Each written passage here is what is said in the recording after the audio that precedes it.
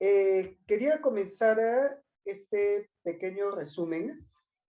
Primero, remontándonos a la época, a 5.000 años en el pasado, eh, ya que el Perú es uno de los 6 puntos en toda la historia mundial donde se desarrolló un foco de civilización, ¿no? Un foco de civilización se define como aquel lugar donde surgen las civilizaciones del planeta sin influencia de otra civilización anterior. Y de aquellos lugares originales solamente tenemos 6. El primero fue Sumeria, el segundo fue Egipto y el tercero en el 3000 antes de Cristo fue Caral en el valle de Supe, Perú. Luego continúa la India, China y finalmente Mesoamérica.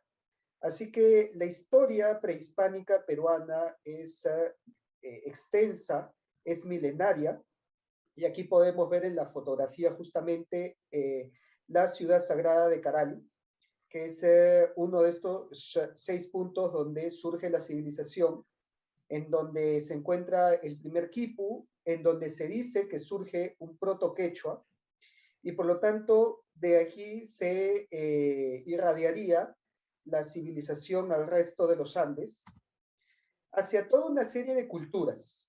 Si bien es cierto que el día de hoy conocemos principalmente se conoce quiénes fueron los incas, debemos tomar en cuenta que los incas aparecieron aproximadamente en el año 1100 de nuestra era.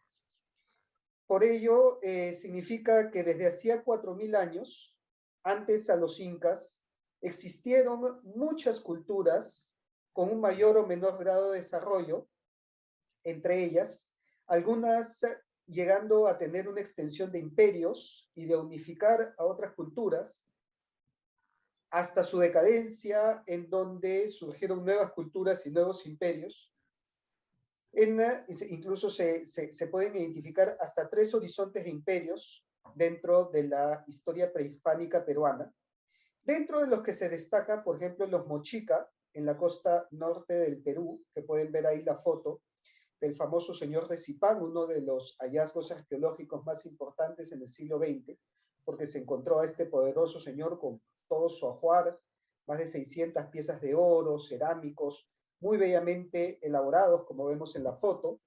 También las famosas líneas de Nazca, ¿no? Que estas sí son un poco más conocidas, estas milenarias líneas dibujadas en el desierto, cuyo propósito y técnica de elaboración son enigmáticos hasta el día de hoy, acompañados con unos hermosos telares que hacían estas culturas, Nazca, Paracas, cuyos colores permanecen vivos hasta el día de hoy. Son colores, verán, son telas muy polícromas, con un diseño muy rico.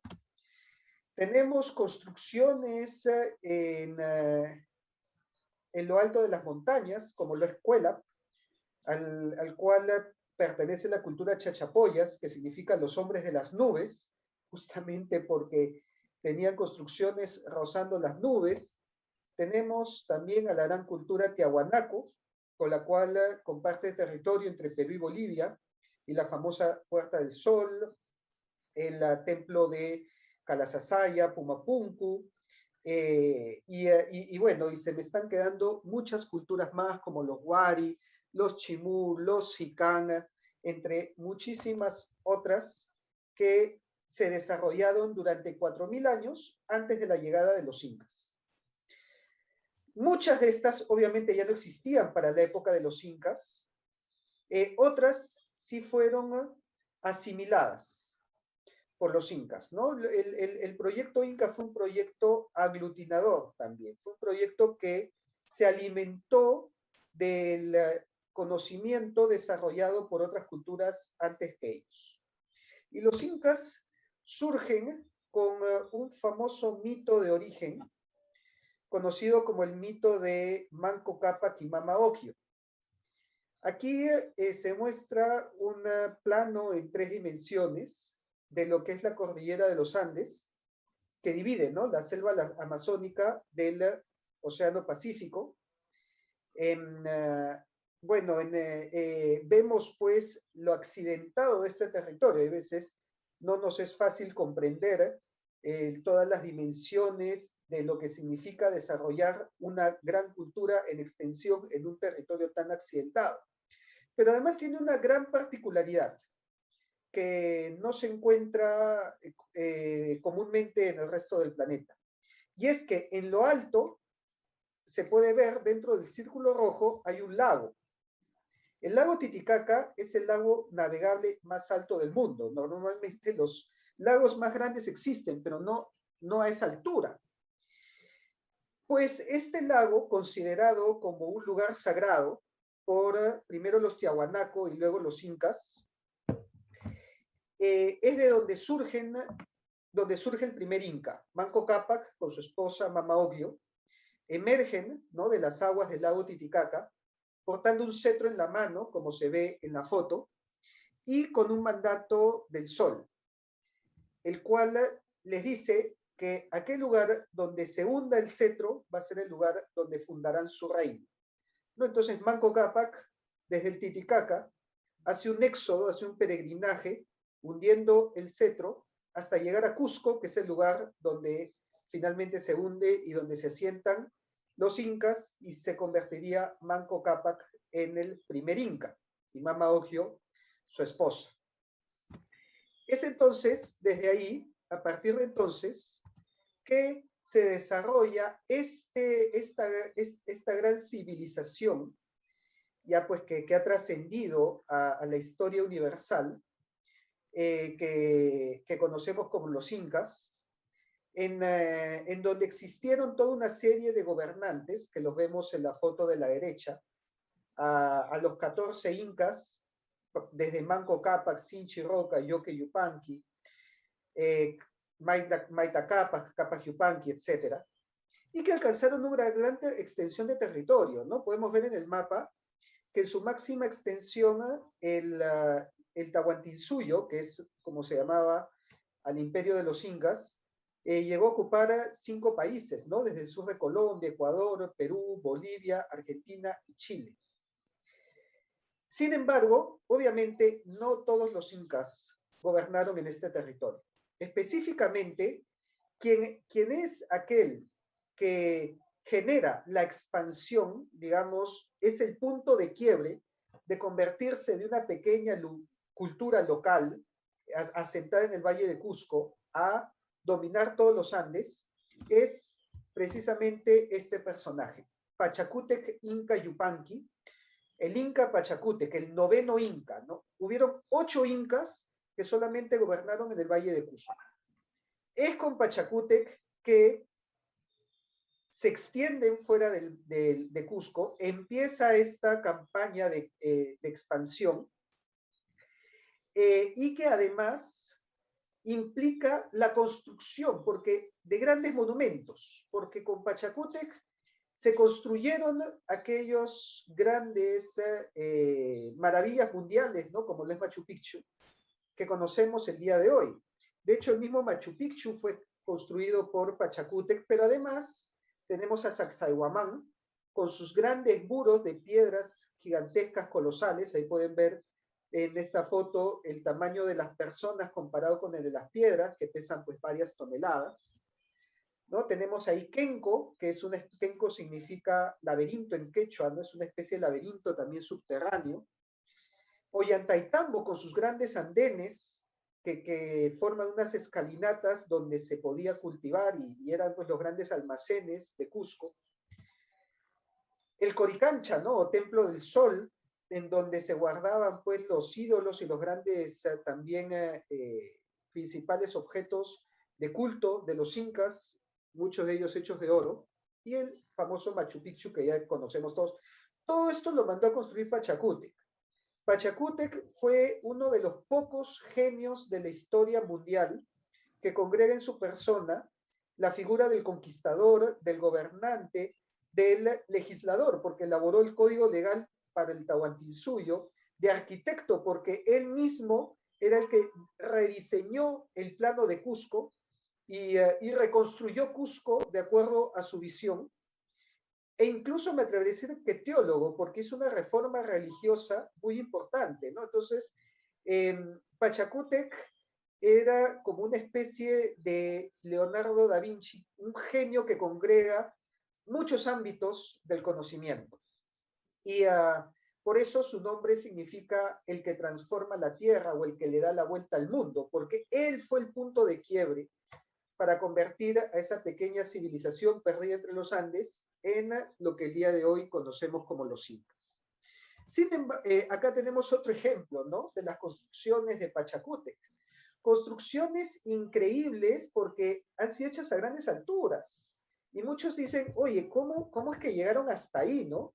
¿Cómo pudieron trasladar las piedras hasta lo alto de las montañas? Incluso los ingenieros afirman que el día de hoy sería una labor titánica de hacer con la tecnología que tenemos. No solamente eso, estos son lugares como Machu Picchu que ocupan la selva alta, o sea, aquella zona de ceja de selva que es entre los Andes y la Amazonía. O sea que llueve un montón. Por lo tanto, todas estas construcciones se debieron haber derrumbado por el peso de la lluvia. Si no se han derrumbado, es porque debajo de las construcciones hicieron filtros de arena para recircular el agua a través de canales construidos debajo de la ciudadela y que además tengan un flujo de agua potable. Una maravilla de la ingeniería que hasta el día de hoy sorprende a los científicos, ¿no? O sea, el grado de ingenio que lograron es asombroso. Sin embargo, quien fue el Alejandro Magno de los incas fue su hijo, Tupac Yupanqui, ¿no? Aquí, por ejemplo, en el mapa de la derecha, vemos que un color rojo intenso está en la extensión territorial que ocupaban los incas pre-Pachacútec. Y en un rojo más ligero, las conquistas de Pachacútec. Sin embargo, todo el resto lo conquistó su hijo, ¿no? Su hijo fue el que hizo explotar en extensión al Tahuantinsuyo. Las conquistas en naranja fueron las que hizo en conjunto con su padre y las conquistas en amarillo las que hizo él solo. No solamente logró conquistar una gran cantidad de pueblos, además las crónicas nos narran un viaje que hizo Tupac Yupanqui a la isla pues, de Ninanchumbi, que el día de hoy, pues, según el historiador del Busto, podrían ser islas de la Polinesia. Así que es posible que Tupac Yupanqui haya llegado hasta la Polinesia. Fue el primer inca navegante, por eso hay un barco el día de hoy que tiene en su máscara la figura de Tupac Yupanqui, reconociéndolo como el primer navegante de nuestra historia. Además, por donde caminó, construyó caminos y almacenes. Una de las grandes virtudes de Tupac Yupanqui es que fue un genio de la logística. Construyó más de 30.000 kilómetros de caminos que integraron a todo este vasto imperio, el cual recuerden que no conocían ni la rueda, ni el hierro, entonces, ni el caballo. Entonces, integrarlo en un ambiente tan hostil y tan accidentado era dificilísimo.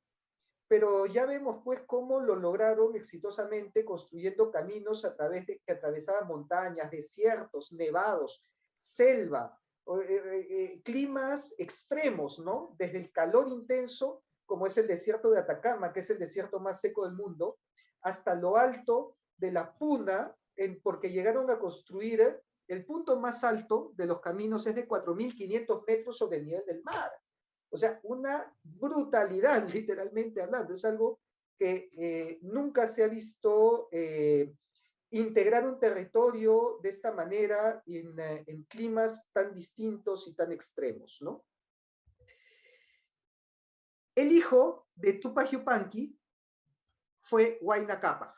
Huayna Capac fue con quien llegó el imperio a su máxima extensión.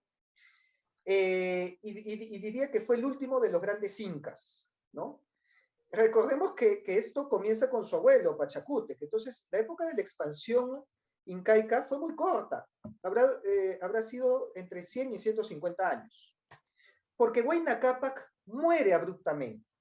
Muere de una enfermedad que el día de hoy no se sabe cuál es, ¿no? Se estima que sea pues una epidemia de viruela o gripe, que ya habían llegado, porque ya Huayna Cápac vivió en la época posterior a la llegada de Cristóbal Colón.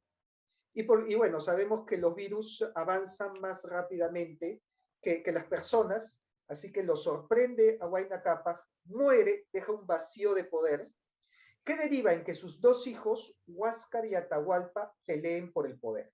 Entran en una guerra fratricida, en una guerra civil, muy cruda, muy cruenta, porque Atahualpa llega a vencer a Huáscar y destruye a toda su familia. Destruye, manda a matar a Huáscar y manda a ejecutar a sus mujeres, a sus hijos delante suyo. Fue una cosa horrorosa lo que hizo Atahualpa con Huáscar. O lo que mandó a hacer, porque recordemos que Atahualpa estaba en el norte, en la zona de Quito, mientras que Huáscar estaba en Cusco y fueron sus generales los que entraron a Cusco.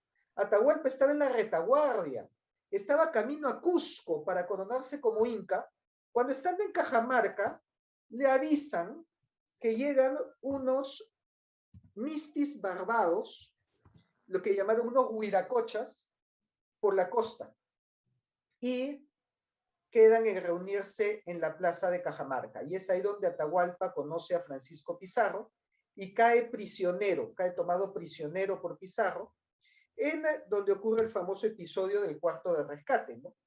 Porque Atahualpa tenía más miedo a Huáscar que al mismo Pizarro. Esto es algo muy importante de comprender para poder analizar la conquista.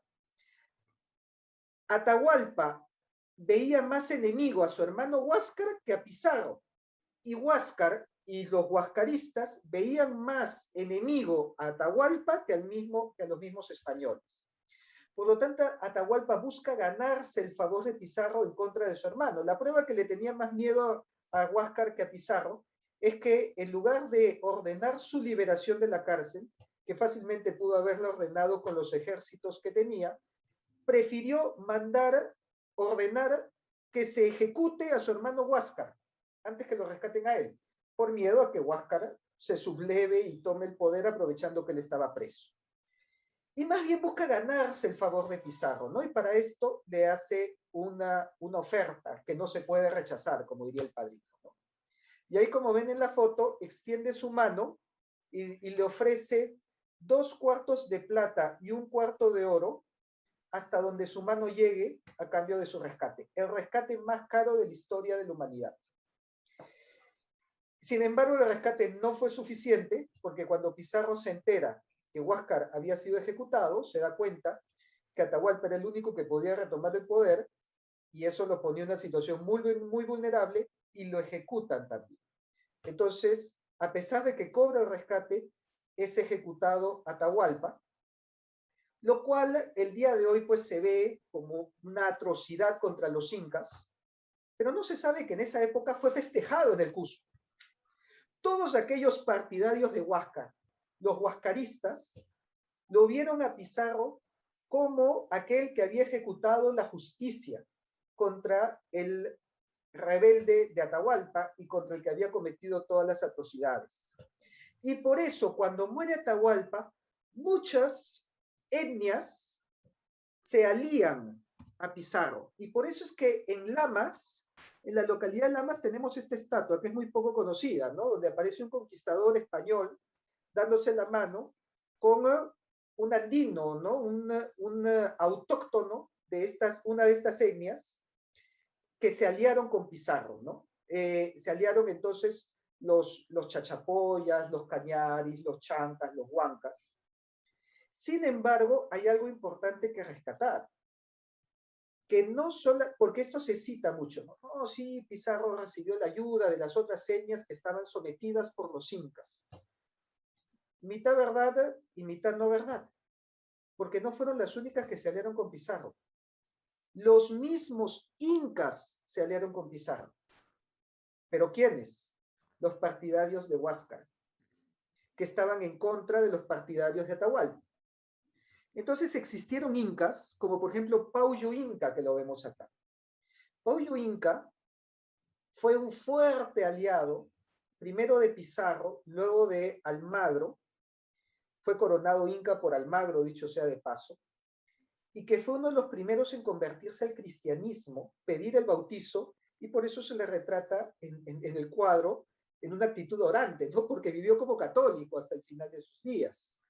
Y así los descendientes incas de Cusco, aquellos que no se aliaron con Atahualpa o con Manco Inca, que se subleva después, fueron los aliados de los españoles y por lo tanto mantuvieron sus privilegios, mantuvieron sus bienes y fueron católicos, como vemos acá, ¿no? Fíjense que vestían en una especie de sincretismo donde mezclaban elementos incas con elementos occidentales e incluso cristianos, ¿no? Como el de cuadro de la derecha, que es Alonso Chihuanto Inca, que fue retratado con una cruz en la mano, ¿no? Entonces, bueno, acá un poco también la historia de Saidi Tupac, que fue uno de los incas que firma un tratado con el virrey Hurtado de Mendoza, en donde en este tratado se establece una alianza entre incas y españoles, a tal punto que se considera un translatio imperi, o sea, se traslada el poder desde la mano del inca a la mano del rey de España. Y esto lo vemos en numerosos cuadros. Cuadros que retratan a los incas como los primeros reyes del Perú y sus legítimos sucesores, los reyes de España. Fíjese que Carlos V reconoció tanto a sus aliados incas que no se atrevió a llamarse el primer rey del Perú, sino que toma el título de 15º emperador del Perú, reconociendo a los 14 incas como sus predecesores. Y de hecho, eso aparece en estos cuadros, que acá hay otro, en donde vemos en un zoom, el último inca, Atahualpa, le está entregando el cetro, que significa el poder, a Carlos V, que a su vez está señalando una cruz en señal del impulso a la evangelización. Acá otro cuadro, pero donde se ve la misma posición. Claro, y como bien dice Luis Daniel, el título de Inca queda integrado al título del rey de las Indias Occidentales, que lo tiene hasta el día de hoy Felipe VI. Y de hecho, al rey de España lo llamaban Inca en la época virreinal. Eso es algo que es poco sabido. Cómo sobrevive el título de Inca en la figura del rey de España y cómo los descendientes incas lo reconocieron como tal hasta el inicio de la República, que ahí vamos a contar un poco qué es lo que sucedió. Porque estos descendientes incas fueron los principales aliados de España. Eso es algo que a mí me da mucha pena que el día de hoy no se reconozca, ¿no? Porque mucho se dice, no, que sí, que los españoles liberaron a las etnias del poder de los incas, ¿no? O de la tiranía de los incas, ¿no? No fue así. Se aliaron, trabajaron en conjunto, ¿no? Ya saben que estratégicamente tienes que trabajar con tus aliados, porque si traicionas a tus aliados, pues se te cae el sistema. Bueno, los incas fueron aliados, considérenlos como tal. Y tanto fueron aliados que durante toda la época virreinal vivieron como nobles, con privilegios, con bienes en sus palacios, y eso lo podemos ver en el arte, ¿no? Acá fíjense algunos datos en los escudos de armas que recibieron las panacas incaicas. Miren los apellidos, Tupac Inca Yupanqui, Tupamaru, Inca Roca. Estos fueron escudos, títulos que le dio la corona de Castilla a los descendientes incas. Ahí pueden leer en el texto del escudo, ¿no? Armas concedidas por su majestad el rey don Carlos I, rey de Castilla y de León, a Tito Tupamaru, a Juan Tito Tupamaru, ¿no? Igual en el costado, armas, escudo de armas de Inca Roca, sexto rey del Perú, concedido por el señor emperador Carlos V en Valladolid. O sea, es la misma corona de Castilla que los reconoce como nobles y como aliados. Y por eso, durante todo el virreinato, mantuvieron su poder. Acá lo pueden ver presidiendo una procesión, justamente el descendiente del Inca era el que presidía la procesión de Santiago, en la fiesta de Santiago. O sea, miren la estrechez de esta alianza que el día de hoy se ignora, incluso hasta entre los mismos hispanistas. Miren el fuerte aliado que tienen acá y que hay que rescatarlo, que hay que rescatar esta alianza, ¿no? Porque acá vemos un descendiente de Inca vestido con la indumentaria imperial, con la mascaipacha, que es la borla que simboliza el poder del Inca, con el sol en el pecho y portando el estandarte real, que era el símbolo del poder. Lo vemos acá también en otro cuadro, pero en la misma posición, encabezando una procesión en el Cusco.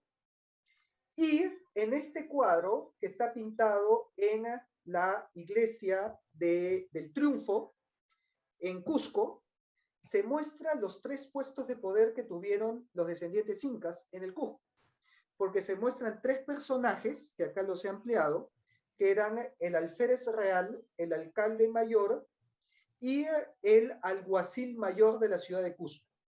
Y estos puestos lo tenían los descendientes incas, miren que son de tez cobriza, tienen la corona del Inca, pero obviamente eran católicos y hablaban español y hablaban latín y eran los que defendían al rey de España durante las sublevaciones, porque estos fueron los que pelearon en la sublevación de Túpac Amaru, pelearon contra Túpac Amaru.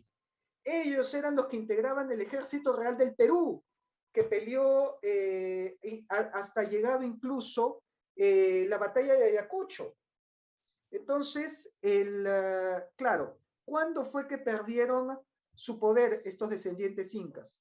Cuando en 1825 Simón Bolívar disuelve la institución del alferazgo real, que era la que los agrupaba y les reconocía su poder.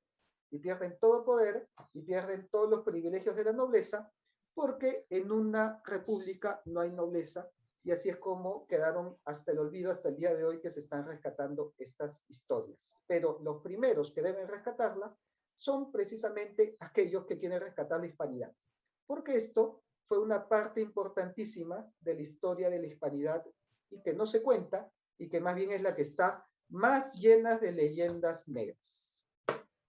Pero bueno, ya ese es un trabajo que debemos realizar entre varias personas. Yo acá les he dejado el bichito, el mensaje nomás, para que ustedes lo desarrollen y lo profundicen después. Gracias. Pues muchísimas gracias a los dos, a Rodolfo y a ti, Rafael, por esta magnífica exposición, para entender mejor, sobre todo los que no somos de Perú o de México, que somos a lo mejor la mitad de los que estamos ahora mismo aquí presentes, y bueno, luego lo verá mucha más gente cuando se suba a los canales de YouTube, por esta magnífica exposición en la que bueno, podemos comprender un poco mejor ¿no? la historia, ¿no? Porque muchas veces se habla como los incas, los aztecas, como los grandes derrotados, y la verdad es que luego se incorporaron a los ejércitos conquistadores, ¿no? Se unieron con los españoles y el resto de pueblos aliados, autóctonos, ¿no? Y el fruto de eso es el mestizaje que tenemos hoy en América, ¿no? El fruto de esas alianzas que hubo.